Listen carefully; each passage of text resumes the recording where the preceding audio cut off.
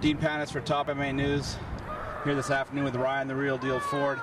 Now Ryan, I was expecting to talk to you this week. You got back in from your training camp with Zoom in Victoria. Expecting to talk about your upcoming fight with the TFC. News broke late last week, Friday evening. I know I talked to you. That fight itself has been postponed, as well as the whole TFC card. I'd like to talk to you this afternoon about that situation, exactly how last week played out for you. Mentally, made me a little unprepared for that. As in the gym hard, 6 weeks, breaking the body down, getting ready for this fight. And, to hear that, it kind of really pissed me off because if you take a look on most of the websites, this is one of the top fights that people were wanting to watch. You were in fight mode last week. I know you were getting ready to get in the cage. It's not just a physical thing. I know you go through a change. You go from Ryan Ford, the family man, to Ryan, the real deal Ford, the MMA fighter. How did that whole process play out between you and the TFC, and how have they handled it with you? I came back from training camp, came back here, set a meeting up with the TFC, to figure things out because, as you know, I'm in the gym every day. This is what I do for a living. This is how I provide for my family. We sat down, we had a talk, and, everything's good there, with the TFC. And as of right now, I'm just waiting, seeing what's going on and, what's going to better my career in the sport. Now, the elephant in the room is Ryan the real deal Ford still with the TFC, or is Ryan the real deal Ford a free agent at this time? As of right now, since that fight was canceled, that was my last fight on contract. So as of right now, yeah, man, I'm just looking to see what's going to better the career, and just going to play it by the next few days, next few weeks, and just see what's up. There's no doubt about it, the MMA world, it's entertainment for us, the fans, but for the promotions and the people involved, and that includes you as a fighter, it is a business. It's what you do to, it's a full-time job for you, it's how you provide for your family. Edmonton in July, TFC was scheduled, there's 3 other shows scheduled. I'm sure your phone's been ringing off the hook since the word came out. Who have you talked to, and is there any immediate plans for you? I've talked to a few of the different organizations. There's a few other fight cards here that are happening in Edmonton right now, and they want to try to get me on the card. Because I'm in shape and I was getting ready for a fight. But at this point in my career where I am, it's not like my second, third fight where I can just jump in, take a fight, and fight whoever's on the card. Right now, I'm at that point in my career where I want to fight somebody who's well known and people know, and to get that type of fight within a week or two, that's not going to be, it's not going to happen. I want to fight top guys, and that's about it, right? I'm gonna have to be a spectator at these next few fight cards here in Edmonton, and to see what happens. Now, it's definitely a business.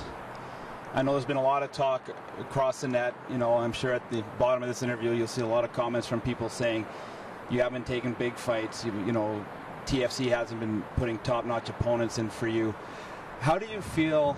Your last 4 fights with the TFC, as far as your opponents go. Did they give you what you needed to prove, to make your career move to the next level? Hey, man, the TFC brought me the opponents, like I said before, and I'll say it again. I don't pick my fights. I just show up to fight whoever they got for me. People can say, oh, I'm not fighting these guys. I'm not fighting this guy. I'm not fighting this guy. Well, where are they in the ring? Where are they in the cage, right? I'm looking to fight the best guys. Tommy Spear, Ultimate Fighter, has beat, couple of top guys in UFC right now, and I took him out in the first round. I'm looking to fight, but once again, I don't pick my fights. I fight for a promotion, and they put the fighters in front of me, and I put them down. So that's what I got to say. Now, you've been with Adam Zuchek just over a year now, I believe 14, 16 months or so. The big difference I've seen in you, not so much in the cage, but I've had a chance to break down fights with you. I've gone over opponents, and the way you can analyze fights and your opponents coming out, it's improved so much. You haven't really been tested in the ring or the cage as far as how it looks on, time-wise and stuff, with your fights being gone so quick. But from what I can see, Adam's really brought you to the next level, and you're more comfortable than you ever have been. Yeah, for sure. Adam, he's like another brother to me. All the guys down at the gym, we're like a family now. And it's stepped up my game a lot. People saying that I'm running through these guys, and I'm just fighting guys that are soup cans and stuff. No, these guys train every day. They come in there to fight. It's just that I'm on a different level, I believe, and I put the work in the gym every day. And at the end of the day, you wonder why my hands raised, because I take this fighting as a business, and it ain't no joke. Now, it definitely is a business for you as well as a promotions, like I touched on before. Financially, to me, it makes a lot of sense for you to keep fighting in Edmonton strictly because of the fan base. I know you're a ticket-selling machine, and anybody that's involved in the MMA game, selling tickets is a big part of it.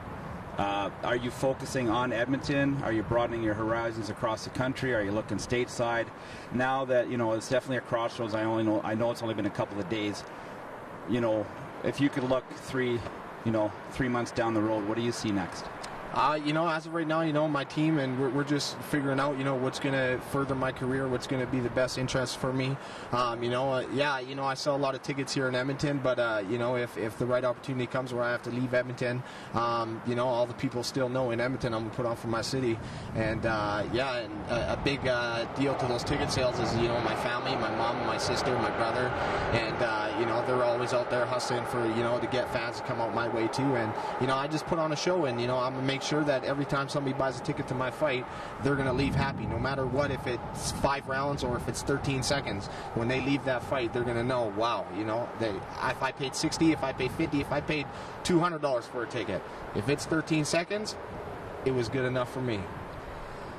I like to tell fighters that are involved in the game, don't have people like you or dislike you, have them love you or hate you.